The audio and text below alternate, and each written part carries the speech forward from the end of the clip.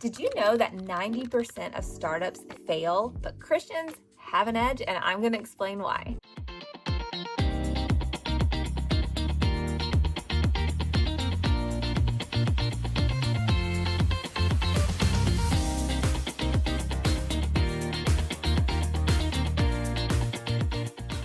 Welcome back to another episode of the Thoughtful Podcast. I'm Emily, your Bold Life coach, who is also very passionate about entrepreneurship. And you are going to want to stay tuned to this because I'm telling you, you are made for a purpose.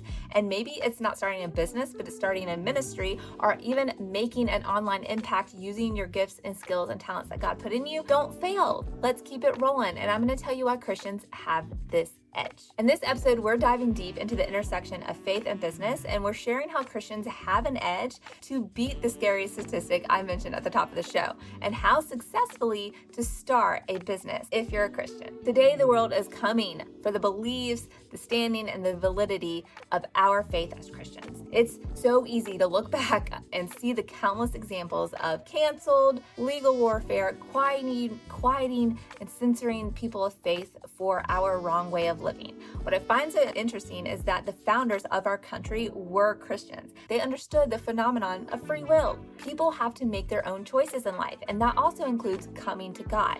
And as business leaders and owners and people going out in this world to make an impact, being Christian, we must stand on that same principle. Meaning being a Christian does not exclude us from working alongside, working in a company, hiring people, serving others who are not of our faith. And that's very different from other religions. When the disciples asked Jesus, what is the biggest thing? What's the most important thing to do? What is our highest commandment? And he said, love God with all your mind, heart, and soul, and love your neighbor as you love yourself. Yes, we are meant to be out in the world. We're meant to be owning businesses, hiring people, serving our community, putting our gifts and talents and knowledge and experience and wisdom out into the world because that impacts lives. And we aren't sequestered to only operating in faith-based realities. We are called to be out in this world. And this is part of the edge that we have. Starting a business is inherently challenging. There's a high risk of failure. Studies show that 90% of startups fail and 10% of them happen within the very first year. The reasons for these failures are varied, ranging from lack of market research, lack of market need, change in market need, change in supply and demand, running out of resources, supply chain problems, running out of cash, not having the right team. There's so many different factors. But for Christian entrepreneurs, there's this added layer of our faith because it also poses as a very unique advantage. Our businesses rooted in strong values with a higher purpose often demonstrate much greater resilience and customer loyalty. So how do we maintain this integrity? In the competitive business world, it's easy to compromise on values for short-term gains. For Christian entrepreneurs, upholding this integrity means consistently aligning our business practices with Christian values, even when it might be more convenient or profitable to do otherwise. Maintaining integrity manifests in different ways, like honest advertising, fair treatment of our employees, ethical sourcing of our materials, fair pricing. The story of Truett Cathy, who is the founder of Chick-fil-A, comes to mind for many people when we think of big Christian corporations because they're closed on Sunday. No fast food company does that, and there have been countless studies and projections showing how much money he's lost by not being open on Sunday and how much money he will still lose by not being open on Sunday. And here's the interesting thing. I always want Chick-fil-A on Sunday. So he may just have a business plan because the craving builds and it has to be satisfied during the week. So I think that by him standing on that principle, it also gives him brand recognition. People are like, dang, if he is willing to put profit aside for that, this is legit. And I want to give my money to him. I want to give my money to that business. And when people start to recognize that you operate from authentically, faithfully true values, people like that. People gravitate to that. People gravitate to real, true good, right? And we as Christians are exemplifying the light of Christ. So we have that on our side. Then the other thing is finding purpose. So many entrepreneurs and startups, they jump in, they have a purpose. A lot of times it's money motivated. Sometimes it's definitely trying to get something in the space that they're super passionate about. They think they have the edge, the different, the one thing that's going to really solve a problem for people. But when you don't have it tied to this higher purpose of like your calling in life, a lot of times motivation can dwindle when you're faced with terrible adversities or obstacles. How having that higher purpose involved in your business decision making makes the most tremendous difference in understanding and valuing the right types of choices to make. It is so easy to lose sight of motivations when we're dealing with the pressures of daily operations. So as Christian entrepreneurs, we have this advantage of prayer and grounding our business in such a higher purpose. So for instance, David Gring, he is the founder of Hobby Lobby. He integrates his faith by supporting Christian ministries and ensuring that company practices are supporting biblical principles. This sense of purpose provides this very strong foundation and motivation, especially during challenging times, and I would say impacts the customers and the people working for that company because they know that there is this truth behind the company that they work for. It makes them feel empowered, it makes them feel strong, and it makes them feel proud. And when you are putting something out in the world that's going to take so much time, energy, sacrifice, and obstacles, like challenging, working through things, knowing that you have a pride in the thing that you're working towards because of this purpose God has given you is such a motivating factor. I've been in this online content creation space for over a decade, and my mission and my goals and the people that I serve have shifted and pivoted and evolved and changed, and what I hoped to launch back 10 years ago is totally different than today. And I've had a lot of come to Jesus moments. I've had a lot of crying and praying on the floor, asking God, what am I doing wrong? What am I not doing? What can I do? What do I need to see? Who is it I need to impact? And asking these questions has kept me motivated, knowing that even though I'm sacrificing time, investments, energy, and all of that, sleep, it's worth it because I know that I'm putting out into the world something I'm proud of because I know God is calling me to it. It's a totally different way of working. And not to say you can't find this if you are working in a 9-to-5 right now. Maybe you're trying to side hustle your business into existence. That is totally what I did, and that's totally normal.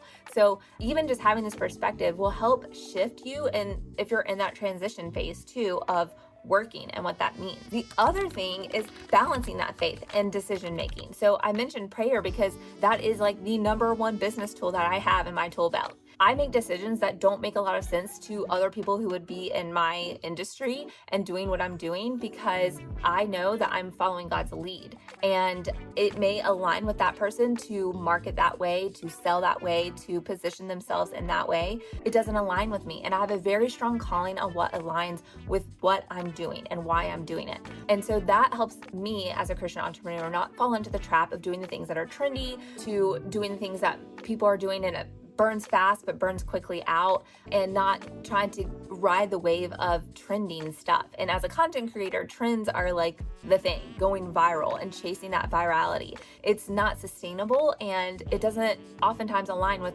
what I'm doing. So I'm not going to just create content to ride that wave. I have a different purpose for what I'm doing, and I'm hoping to make a different type of impact. So that keeps me motivated, it keeps me grounded, and it keeps me making choices that are way much more aligned, that ultimately help me make way better business decisions, stay focused, and I'm able to have a much better mindset without getting imposter syndrome or this fear of failure or this analysis paralysis state. I've been in those, I've experienced those, but I quickly recover and stay on the path that God is leading me down. This is such an edge that Christian entrepreneurs have over secular business owners. The next thing is building a faith-based brand. So creating a brand that openly reflects Christian values can be challenging in a diverse marketplace. There's a risk of alienating potential customers or facing backlash for standing firm on certain issues, but building a faith-based brand requires authenticity and consistency. And there's a point to be made here that even it doesn't mean if you're a Christian and you want to start a business, this has to be faith-based. If you're a nail artist and you want to start putting your content online, you want to start booking clients that way and putting your brand out there, it doesn't mean that all your nail art has to be Christian, like crosses and Bible scriptures and whatever else. Like, your business doesn't have to be faith-based forward, but the point here is to understand that your faith should be the foundation with which your business is built upon. If that's what you are doing, you could be a septic maintenance man. And if you're a Christian, I'm telling you, you are going to make a positive impact in that industry. You are going to make a positive impact in the lives of your customers because you are operating from a faith that is filled with the love of Christ. And the world needs that. So many Christian entrepreneurs get caught up in, oh, I shouldn't do that business because it's not faith. It's not faith-based. I'm not like becoming a Christian speaker or author, or I'm not making Christian bookmarks or something like that. And so they feel like they're not meant to be an entrepreneur because they're Christian. That could not be further from the truth. God works in everyone's lives. He works through every scenario. It could just be a simple conversation you have at the home you're putting a septic tank in that changes the life of that family and the generations that come from it.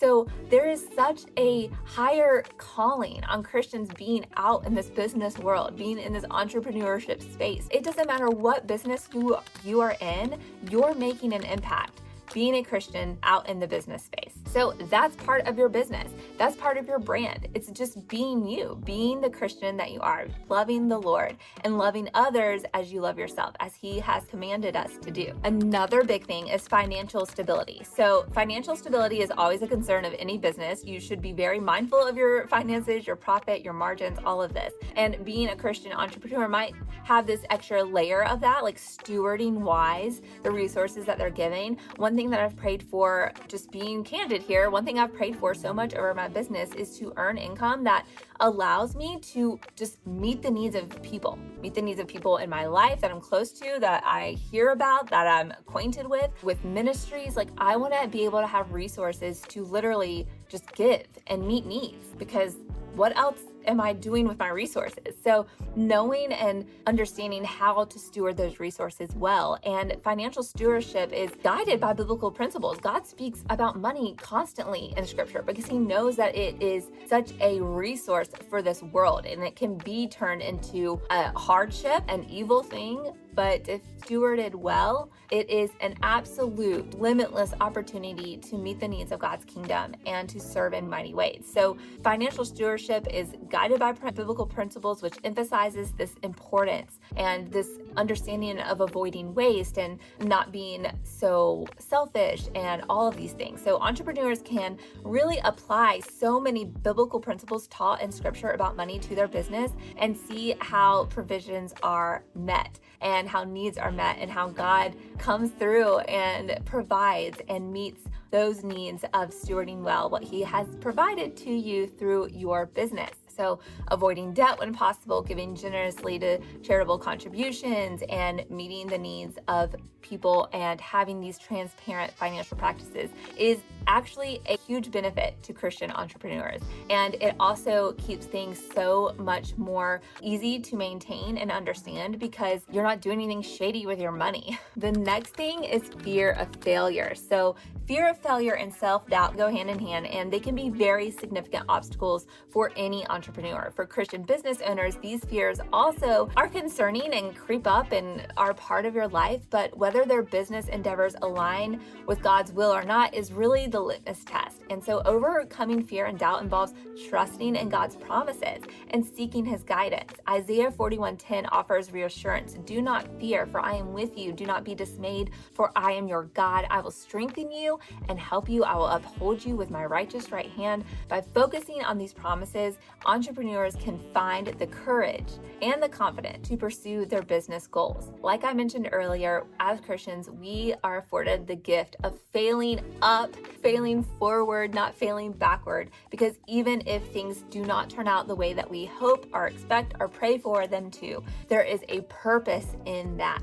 And there is always something to gain with the wisdom and the knowledge and the understanding of what comes through that challenging circumstance that you may face. And it's okay. And I understand, because I am definitely a person who is scared of failing. I'm scared. I deal with confidence and wanting to not appear like I don't know what I'm doing. And so these are normal struggles and normal things, but the greatest gift that God has given us is the ability to overcome, and he doesn't forsake us. And so when we are pursuing something that God has called on our heart, when we are seeking His guidance, when we are prayerfully making decisions, aligning our goals with His goals, God is not going to forsake that. And even if the outcome is not what you anticipated, it does not mean that there is not something huge to be gained from the whole experience. So The importance of faith in business. Proverbs 3:5-6 reminds us to trust in the Lord with all of our heart and lean not on our own understanding. In all of our ways, submit to Him and make our paths straight. Being a Christian with a business is yet just another extension of our lives that can be a testimony to Christ. And when we are reliant on God's provision and guidance, we get to experience God. We get to experience God working in our lives. That isn't only about the profit margin of the business. It's about the community, the impact, the growth of ourselves, of our company, of seeing our internal faith change, and the legacy with which the business builds for not just us or the product or the service that we offer, but meeting the needs and having such a deeper influence on all that are involved in the experience of that company. Think of faith as this GPS for your business journey. Just as a GPS provides direction, faith offers guidance, especially during ups and downs and the roller coaster that it is to own a business. I love hearing stories about Christian business owners beating the odds, building something out of this normal operation of a company or creating an impact that builds this community that God has longed for us to be a part of. So many times there are stories of people starting companies that they had this one little idea and they never knew that product could be utilized for something else that changes the world of people. And I love hearing testimonies. Testimonies is my favorite thing about being a Christian. And you can just research so many. Simply ask other Christians in your life to hear their testimony. You'll be amazed, and to see the resources that businesses are able to accomplish being faith-based and what they can truly do impactfully for God's kingdom is so inspiring, and there are so many stories out there. So what are some practical tips for starting your faith-based business? So I've pumped you up. I've told you it's okay that you're a Christian. You can start a business. You can be an entrepreneur. You can get into this crazy world of entrepreneurship. Here are the tips. Align your business with your faith values, number 1. Number 2, seek divine guidance for your decision making. Number 3, build or get involved in a community of Christian entrepreneurs or Christian business owners. There are so many community groups that you can be a part of that are faith-based, and you are going to want the support of other faith-based business owners. It makes a true difference because their business practices you will be able to see clear as day, are so different than those who are not of the Christian faith. Also, integrate faith into your marketing. Use your business platform to exude the light of Christ. You will be amazed at the impact that this makes in just your customer loyalty and how much they will be excited about your brand. And also keep a Sabbath and rest. This is something I definitely did not do when first starting out. I have gone through several cycles of extreme burnout where I just literally shut down everything and do nothing. And that is a very hard lesson to learn, and someone who is always trying to be extremely productive, being restful is actually a challenge for me. So make sure that you are baking that in, because God will get your attention one way or the other, and He calls people to practice the Sabbath for a reason. It's for your good, and it's going to give you a lot more longevity and a lot more awareness and present mind to make better decisions for your business. So when faith meets business, it's not just about profit, it's about purpose, impact, and living out your calling in the marketplace, which is so needed in today's world. Think of your business as a tree planted by streams of water. With faith as its roots, it will bear fruit in season and prosper. Remember, with God at the center of your business, you're not just building a company, you're advancing His kingdom. And what a mighty calling that is. Let's close with Jeremiah 29:11. For I know the plans I have for you, declares the Lord, plans to prosper you and not to harm you, plans to give you hope and a future. I would absolutely love to hear your experiences. If you are a Christian entrepreneur, if you've started a business, if you've been thinking about it, if you've been ruminating on an idea and just haven't taken the action yet, have you started? Are you scared? What is the holdup? What is the success story? I want to hear all about it. And don't forget to download our Unstuck workbook and our roadmap to 10K blueprint to kickstart your faith-based business journey. I am so excited. I hope you enjoyed this episode. And now you've got your wheels turning on what you can put out into the world in God's name. So until next time, do not be conformed to this world, but be transformed by the renewing of your mind. Until next time, go live with bold intention, everyone.